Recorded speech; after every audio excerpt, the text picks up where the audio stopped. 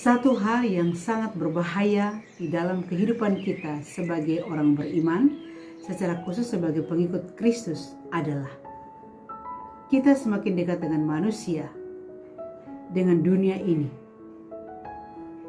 dan jarak kita dengan Tuhan semakin renggang, bahkan semakin jauh. Hal ini, bila kita tidak menyadarinya, maka ini adalah bahaya besar yang menanti kita. Ketika kita menjauhkan diri dari Tuhan, kita hanya berjalan di jalan tanpa tujuan yang jelas, tanpa arah yang jelas. Kita seolah-olah berjalan tanpa cahaya. Dan kita mulai merasakan adanya sebuah kesepian karena tak ada Tuhan yang menggandeng tangan kita. Tak ada Tuhan yang berjalan di depan kita, di belakang kita, atau di sisi kiri kanan kita. Saudara dan sahabat terkasih, jumpa lagi dengan saya di Remah-Remah Iman. Ketika kita masih kanak-kanak atau waktu kita masih kecil, kita memiliki rasa perasaan sebagai anak kecil yang ciri khasnya senang dipuji. Ketika kita melakukan sesuatu hal yang diminta dan kita berhasil melakukan, kita pasti dipuji, kita dipeluk, kita dicium, kita diberi hadiah. Dan kita suka sekali dengan hal itu. Ketika kita sudah masuk remaja, hal-hal yang terjadi waktu kita masih kecil, yang masih makan puji, senang dipuji, dikasih hadiah, itu masih terjadi. Tetapi dengan bertambahnya waktu menjadi dewasa, kita jarang dipuji, bahkan kita juga merasa tidak nyaman bila dipuji ketika kita melakukan hal-hal yang kecil, berguna, atau hal-hal yang baik. Karena memang sudah waktunya kita sudah bisa mandiri melakukan hal-hal yang seharusnya terjadi demikian. Nah, di sini saya mau mengajak kepada saudara dan sahabat tentang memberi tanpa pamrih. Sebagai sebuah teori, saya rasa ini menjadi sebuah materi yang sangat menarik. Dan banyak orang antusias untuk memberikan keterangan tentang memberi tanpa pamrih. Bahkan tidak henti-hentinya bersaksi bagaimana memberi tanpa pamrih. Mari kita tes di lapangan. Pertama, ketika kita memiliki sesuatu barang yang berharga, yang kita peroleh melalui perjuangan yang hebat, dan ketika orang lain membutuhkan hal itu, dengan penuh pertimbangan kita ingin berbagi. Setelah kita berbagi, kita tidak mendapatkan respon antusias dari orang yang terima, bahkan tidak mengatakan terima kasih. Hal yang kedua, ketika kita memiliki kelebihan, secara manusiawi kita mengharapkan banyak mata memandang kepada kelebihan kita. Bahkan banyak orang mendengarkan kesaksian-kesaksian tentang kelebihan kita. Kita ingin dipuji, kita mengharapkan apresiasi, bahkan kita mengharapkan diakui kelebihan itu, diterimalah kelebihan itu. Tetapi pada kenyataannya hal itu tidak terjadi.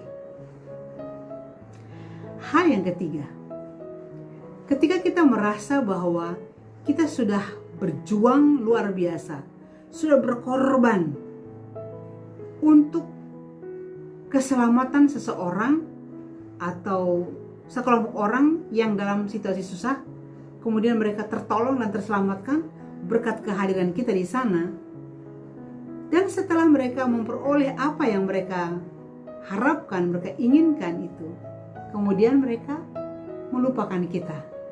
Ketika mereka berjumpa dengan kita di suatu waktu, mereka tidak pernah membahas tentang sesuatu yang telah kita lakukan dengan pengorbanan dan perjuangan besar untuk mereka. Pertanyaannya adalah, apakah kita marah? Apakah kita sedih? Apakah kita putus asa? Apakah kita mundur? Apakah kita menggenggam kebaikan? Apakah kita menghentikan kebaikan? Apakah kita menjadi orang yang minder? Nah, rasa perasaan manusiawi pasti ada kesedihan, kecewaan, kemarahan, keputusasaan, merasa tidak berguna, merasa tidak dianggap, tidak diakui, tidak diterima, tidak digubris. Rasa perasaan manusiawi kita pasti ada. Tetapi sebelum kita menjadi marah yang berlebihan, putus asa yang berlebihan, kecewa yang berlebihan, sedih yang berlebihan, bahkan menghakimi orang lain bahwa mereka benar-benar tidak menerima kelebihan saya, mereka tidak melihat kebaikan saya, mereka tidak melihat pengorbanan saya, bahkan mereka tidak menganggapnya. Banyak sekali keinginan untuk menghakimi orang lain itu muncul dalam hati kita. Mari, sebelum semua rasa perasaan itu berlebihan, mari kita baca dulu teks kitab suci.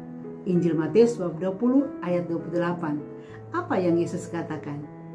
Anak manusia datang bukan untuk dilayani, tetapi untuk melayani. Perkataan ini tidak mudah. Bagaimana ini kita daratkan di dalam kehidupan kita? Sama seperti memberi tanpa pamrih. Bagaimana teori ini atau kata-kata yang bermakna ini mari kita daratkan di dalam realita kita. Apakah kita mampu? Secara teori, sebagai sebuah ide luar biasa untuk berbicara berbab-bab.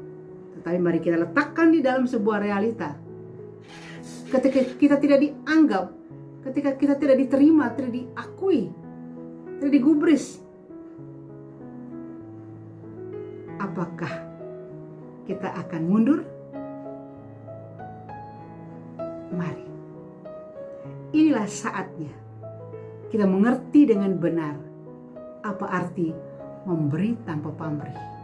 Apapun yang ada pada kita, mau kelebihan, mau keistimewaan, tentu semuanya itu untuk Tuhan.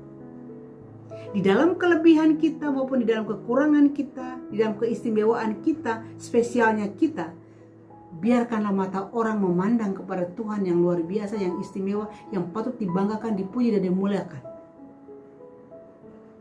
Bukan lagi pada kita. Keistimewaan, kelebihan bukan untuk kita. Tetapi semuanya itu kalau boleh untuk kemuliaan Tuhan. Agar Tuhan dipuji, dimuliakan, disembah. Oh, dia luar biasa. Dia hebat. Saudara dan sahabat terkasih, inilah kesempatan bagi kita untuk mengambil jarak dari dunia, mengambil jarak dari bumi ini, mengambil jarak dari manusia. Dan kita mendekatkan diri kepada Allah. Yang Allah inginkan adalah memberi tanpa pamrih. Inilah pelayanan kita, inilah panggilan kita, inilah perutusan kita. Dianggap terima kasih, diakui terima kasih, digubris terima kasih, diterima terima kasih. Bila tidak terjadi apa-apa, maka serahkanlah itu kepada Allah dan kita terus berbuat baik, terus menabur kasih, terus memelihara cinta damai. Karena Tuhan masih ingin memakai kita sebagai alatnya untuk lebih lagi dan lebih lagi di dalam mewartakan kebaikannya, di dalam membagikan kasihnya sampai selama-lamanya. Semoga permenungan saya ini menjadi inspirasi bagi saudara dan sahabat. Terima kasih, Tuhan memberkati.